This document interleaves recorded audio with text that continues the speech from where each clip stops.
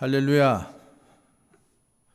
오늘은 고린도전서 15장 1절부터 11절까지의 말씀으로 복음을 알게 하노니, 이런 제목으로 함께 은혜 나누겠습니다. 오늘부터 우리는 고린도전서 15장 말씀을 공부하겠습니다. 고린도전서 15장은 우리가 잘 아는 것처럼 부활장이라고 불립니다. 그래서 우리가 고린도전서 15장 말씀을 공부하는 가운데 부활에 대한 바른 신앙을 덧입을 수 있기를 소원합니다. 자, 1절 말씀 먼저 함께 보겠습니다. 형제들아, 내가 너희에게 전한 복음을 너희에게 알게 하노니, 이는 너희가 받은 것이요 또 그 가운데 선 것이라. 바울은 지금 내가 너희에게 전한 복음을 너희로 알게 한다라고 말씀하고 있습니다. 그러니까 이 말씀은 고린도 교회 교인들이 복음을 받지 않아서 복음을 모르는 것이 아니라는 거죠. 이미 그들은 복음을 알고 있다라는 거예요. 그래서 바울은 지금 고린도 교회 교인들에게 내가 너희에게 전한 복음, 이미 사도 바울로부터 고린도 교회 교인들은 복음을 들었고 복음을 받았고 그리고 그 가운데 서 있다라고 하는 거죠. 그런데 왜 지금 사도 바울이 그들에게 복음을 알게 하노니 이렇게 말을 하는 것일까요? 그것은 우리가 지금까지 고린도전서를 쭉 공부하면서 살펴본 것처럼 고린도 교회 내에 수많은 문제들이 있었죠. 파당 문제가 있었고, 음행 문제가 있었고, 우상의 제물 문제가 있었고, 또 은사 문제들이 있었습니다. 그래서 이런 문제들 때문에 고린도 교회가 혼란 가운데 있었어요. 이런 혼란 가운데 있는 고린도 교회를 바로 세울 수 있는 것은 오직 예수 그리스도의 십자가의 복음뿐이라고 지금 사도 바울은 결론적으로 말하고 있는 거죠. 그래서 바울은 다시 그들에게 복음을 전한다, 이렇게 지금 말하는 거예요. 자, 2절 말씀, 너희가 만일 내가 전한 그 말을 굳게 지키고 헛되이 믿지 아니하였으면 그로 말미암아 구원을 받으리라. 지금 이 말씀에 보면은 고린도 교회 성도들이 바울이 전한 그 말을 굳게 지키고 헛되이 믿지 아니하였으면은 이것으로 말미암아 구원을 얻으리라, 이렇게 말씀하고 있어요. 이 말씀은 뭐예요? 고린도 교회 성도들이 바울이 전한 복음을 굳게 지키지도 못하고 헛되이 믿고 있다라는 것을 지금 말하고 있는 거죠. 지금 이런 그들에게 바울 사도는 구원을 얻기 위해서는 자신이 전한 복음을 굳게 지키고 헛되이 믿지 않아야 한다는 거죠.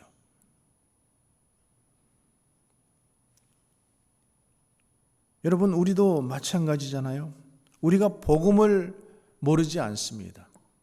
이미 우리는 복음을 들어서 알고 있어요. 신앙생활을 5년 하고 10년 하고 20년 하고 30년 하고 복음을 이미 많이 들었어요. 근데 그 복음을 굳게 지키지 못하고 헛되이 믿고 있기 때문에 이 구원이 흔들린다라는 거예요.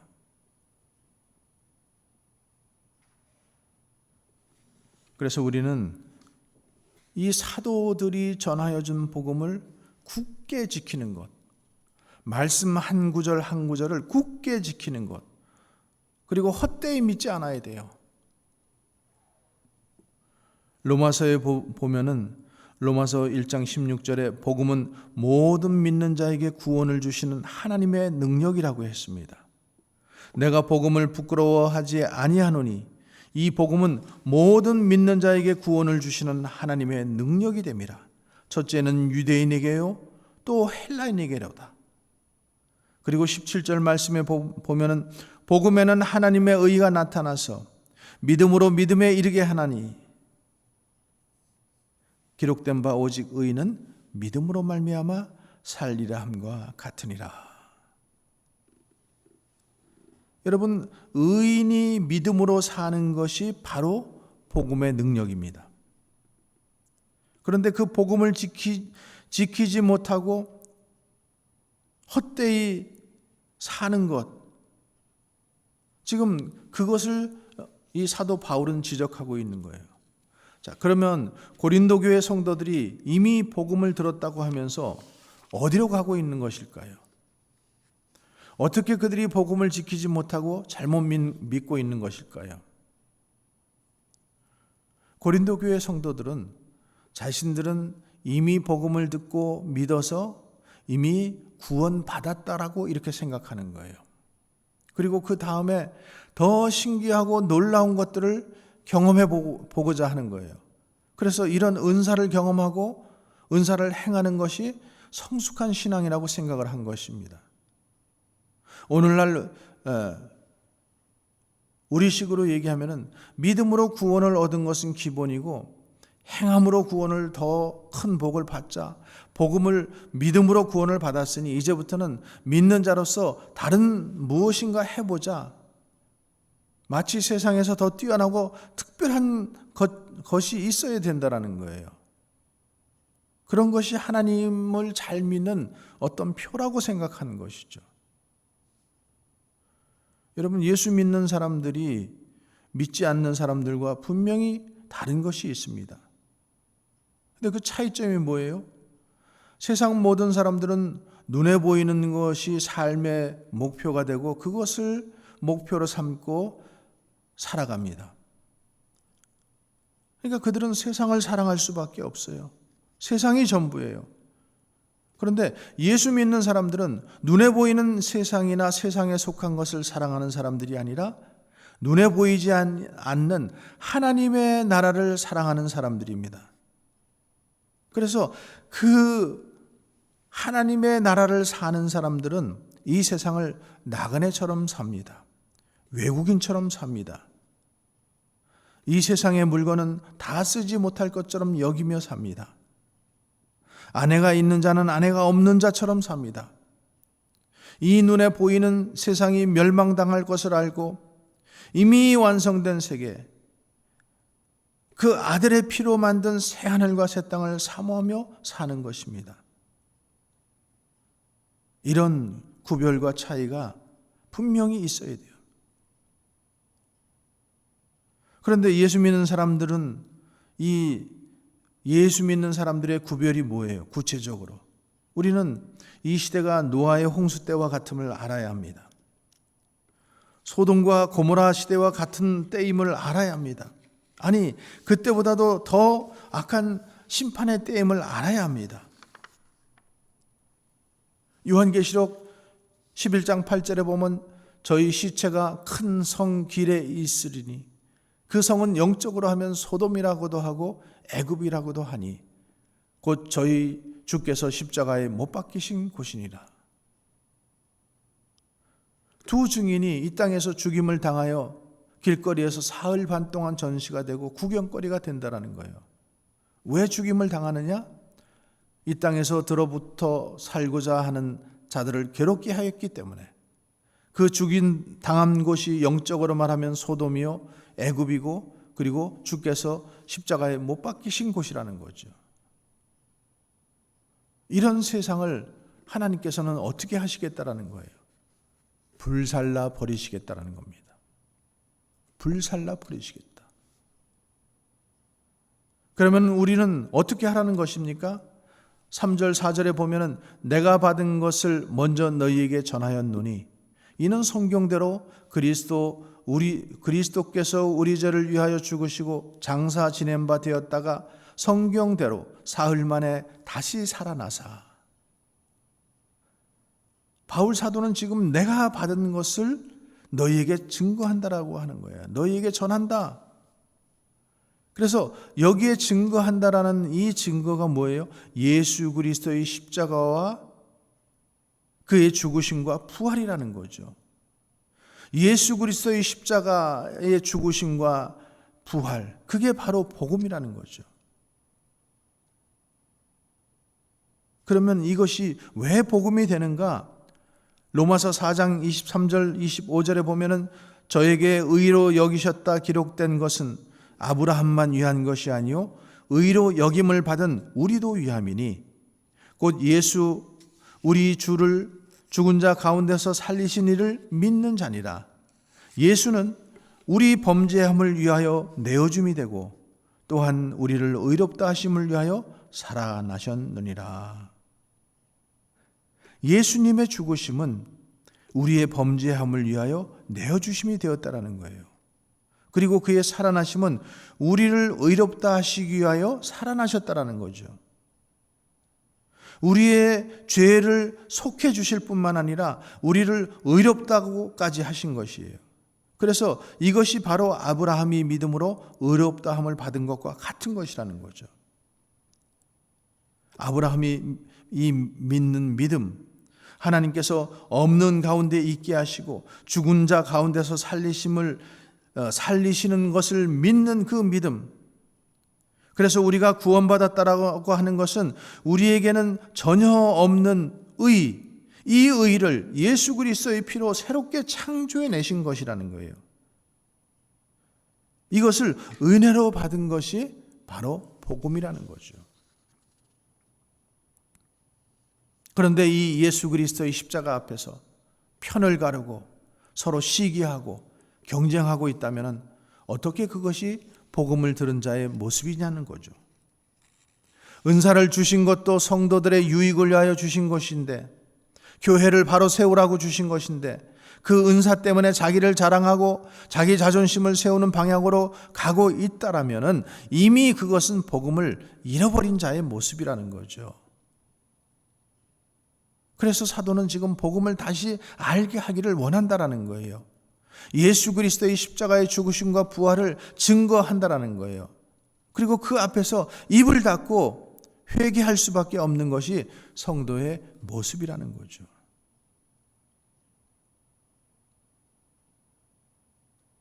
우리가 다 예수님을 믿는다고 하지만은 우리가 얼마나 자기 잘난 체 하면서 삽니까? 자기 자존심을 세우며 살고 있습니까? 눈만 뜨면 생각하는 것이 어떻게 이 세상에서 한번 보란 듯이 살아볼까 하는 마음으로 살지 않습니까? 눈앞에 닥친 이 어려움을 속히 해결하고 그보다 10배, 100배 더 나은 조건 속에 서서 내가 예수 믿고서 이렇게 복을 받았다라고 하면서 큰 소리 한번 치면서 살고 싶지 않습니까? 그런데 하나님이 왜 나에게 이렇게 어렵게 형편을 허락하실까? 왜 이렇게 일이 풀리지 않을까? 내가 무엇을 잘못했나? 하나님께 물어도 응답이 없고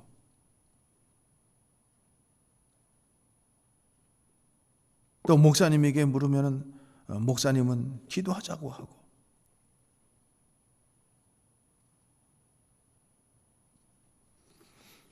우리가 진정 예수님을 믿는 자라면 세상에서 일어나는 이 어떤 문제라도 예수 그리스도의 십자가와 부활 앞에서 할 말이 없어진다라는 거예요. 고린도 교회가 그렇게 난다 긴다 하는 잘난 사람들이 다 모여가지고 그들 앞에 지금 사도 바울이 제시하는 것이 뭐예요? 그들이 바울파, 베드로파, 아블로파 하면서 교만이 행하는 그들에게 예수 그리스도의 십자가를 지금 제시하고 있는 거예요. 누가 십자가를 졌느냐는 거예요. 어떻게 십자가 앞에서 자기 자랑이 나오고 시기와 경쟁이 나올 수 있는 거냐는 거죠. 그런데 실상은 뭐예요? 여전히 자기 자랑이 나왔고 지금도 나오고 있다는 거예요. 그래서 사도 바울은 지금 복음을 다시 들어야 한다라는 거예요. 그렇게 복음을 다시 들으면 고린도 교회에 있던 그 죄의 문제가 나오게 된다라는 거죠.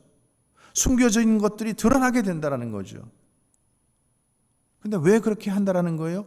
그래야 회개하고 자기를 부인하고 주님을 바로 믿게 되기 때문에. 그러면서 사도 바울은 자신이 복음을 받았을 때를 지금 얘기합니다. 5절부터 9절의 말씀을 보면은 게바에게 보이시고 후에 12 제자에게와 그 후에 500여 형제에게 일시에 보이셨나니 그 중에 지금까지 태반이나 살아있고 어떤 이는 잠들었으며 그 후에 야고보에게 보이셨으며 그 후에 모든 사도에게와 맨 나중에 만삭되지 못하여 난 자 같은 내게도 보이셨느니라. 나는 사도 중에 지극히 작은 자라. 내가 하나님의 교회를 핍박하였으므로 사도라 칭함을 받기에 감당치 못할 자로다. 지금 바울 사도가 왜 자기가 예수님을 만난 것을 얘기할까요? 왜 부활의 목격을 얘기하는 것일까요? 그것은 고린도 교회 교인들 가운데 부활이 없다고 하는 자들이 있기 때문에요. 바울은 지금 이런 자들에게 자기가 만난, 자기가 목격하게 된 부활을 지금 얘기하고 있는 거예요. 바울은 지금 그가 부활하신 주님을 만났고 베드로가 만났고 12 제자가 만났고 500여 형제들이 그 다 보았고 그 중에 태반이나 지금도 살아있다라고 하는 거죠. 그리고 그 후에 야고보에게 보이셨고 맨 나중에 만삭되지 못하여 난 자기 같은 바울에게도 보이셨다라는 거죠. 여기 사도 바울이 지금 맨 나중이라고 왜 얘기할까요? 더 이상 뒤가 없다라는 거예요. 근데 요즘에 보면은 부활하신 예수님을 만났다고 하는 사람들이 많잖아요.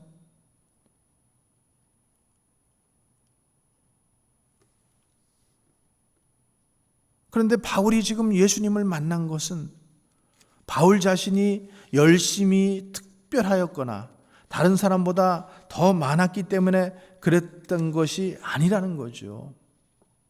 지금 바울은 자신에게 뭐라고 얘기합니까? 만삭되지 못하여 태어난 자, 칠삭둥이, 팔삭둥이를 얘기하는 거죠. 보통 사람보다 못한 자라는 지금 설명이죠. 그러면서 지극히 사도 중에 작은 자라고 했어요. 하나님의 교회를 핍박하여 사도라 칭함을 받을 만한 자격이 없는 사람이라고 말하고 있습니다. 그러나 부활하신 예수님이 자기를 사도로 삼아주셨다라는 거예요. 그것이 오직 은혜라는 것입니다. 이것이 바로 복음을 받은 자의 특징이라는 거죠. 그러면 다른 사도들은 더 나은 것이 있습니까? 예수님이 십자가를 지실 때 12 사도들은 다 도망갔습니다.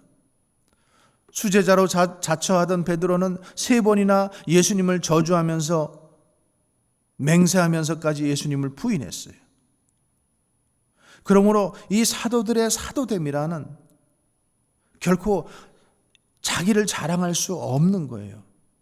사도들도 자기 자랑할 것이 없는 것이 복음인데 그 복음을 듣고서 자기를 자랑한다고 하는 것은 있을 수가 없다라는 거죠. 어떤 인간도 복음의 은혜가 아니고서는 구원될 자가 한 명도 없다라는 거예요. 오늘 본문 10절 말씀에 보면은 그러나 나의 나된 것은 하나님의 은혜로 된 것이니 내게 주신 그의 은혜가 헛되지 아니하여 내가 모든 사도보다 더 많이 수고하였으나 내가 아니요 오직 나와 함께 하신 하나님의 은혜라고 말씀하고 있습니다. 바울은 지금 나의 나된 것은 하나님의 은혜로 되었다라는 거예요. 하나님의 은혜가 헛되지 아니했고 자신이 복음을 받아들이게 되었다라는 거죠. 그리고 그 복음이 좋아서 어떤 사도보다도 더 많이 수고했지만은 그것도 자기 자신이 아니라 내가 아니요 오직 나와 함께 하신 하나님의 은혜라고 고백하고 있습니다. 이것이 바울이 지금 겸손해서 하는 말이 아니라는 거예요. 오직 나와 함께 하신 분이 하나님의 은혜라는 거죠. 그래서 복음을 제대로 받고 복음의 선자들은 은혜를 아는 사람들입니다. 우리가 죽도록 충성하고서도 내가 아니요 하나님의 은혜가 헛되지 아니하여 그렇게 되었다라고 고백하는 거예요. 곧 무익한 자세가 나오는 것입니다. 이것이 진정 복음을 제대로 받은 자의 마땅한 자세인 것입니다. 자, 11절 말씀에 보면은 그러므로 내나 저희나 이같이 전파하매 너희도 이같이 믿었느니라. 여기 내나라는 말은 바울 자신을 가리키는 말이죠. 그리고 저희나라는 말은 다른 사도들, 곧 예수님의 12 사도들을 가리키는 거예요. 그러므로 내나 저희나 이같이 전파하매 너희도 이같이 믿었다. 이 말씀은 모든 사도들이 다 어떻게 믿었다라는 거예요? 고린도 교회 교인들도 어떻게 믿었다라는 거예요? 오직 은혜로 믿게 되었다라는 것입니다. 자, 그러면 우리에게서도 이런 고백이 나와야 되지 않을까요? 우리가 믿게 된 것이 오직 하나님의 은혜로 믿게 된, 오직 우리가 하나님의 은혜로 믿게 된 것입니다. 그렇다면 우리에게서 나올 수 있는 것은 뭐예요? 오직 주의 은혜라. 오직 주의 은혜라.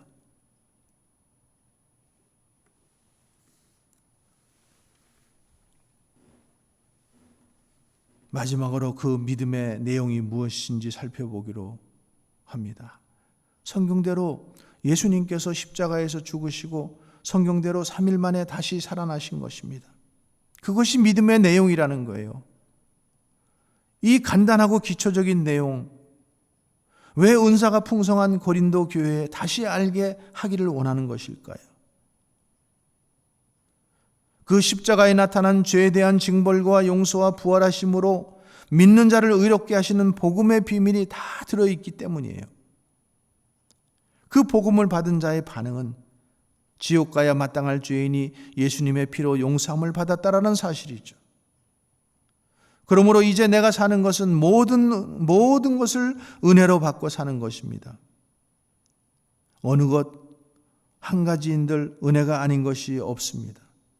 우리 가운데 은혜가 희미해지고 있다면 복음이 희미한 것은 아닌지 보아야 합니다. 그러므로 우리가 은혜 위에 굳게 서기 위해서 복음이 분명해야 합니다. 예수 그리스도의 십자가의 복음의 은혜가 분명해야 합니다. 그럴 때 우리도 바울처럼 나의 나된 것은 오직 하나님의 은혜라고 하는 고백이 나올 수 있는 것입니다. 성령 하나님께서 우리에게 은혜를 주셔서 우리로 복음을 다시 듣게 해 주기를 원합니다. 그리고 그 복음의 은혜에 굳게 서서 주님을 따르기를 원합니다. 그래서 나의 나된 것은 오직 하나님의 은혜라고 하는 고백이 우리에게서 나올 수 있기를 주님의 이름으로 간절히 축원합니다. 기도하겠습니다.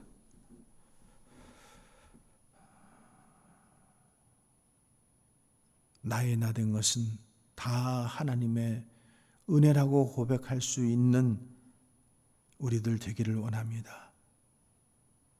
우리에게서 더 나은 것이 없고 더 잘난 것도 없고 더 뛰어난 것도 없는 우리들을 하나님께서 십자가의 은혜로 구원하신 것, 그리고 내가 지금까지 살아온 것, 이 모든 것이 주님의 은혜라고 고백할 수 있는 우리 복된 성도들 다 되게 하여 주시옵소서. 지금은 우리 구주 예수 그리스도의 은혜와 하나님의 크신 사랑과 성령님의 내조 교통 역사하시는 은혜가 나의 나된 것은 오직 주님의 은혜라고 고백하며 살아가기를 간절히 소원하는 주님의 모든 백성들 위해 이제로부터 영원토록 함께 하시기를 간절히 축원하옵나이다.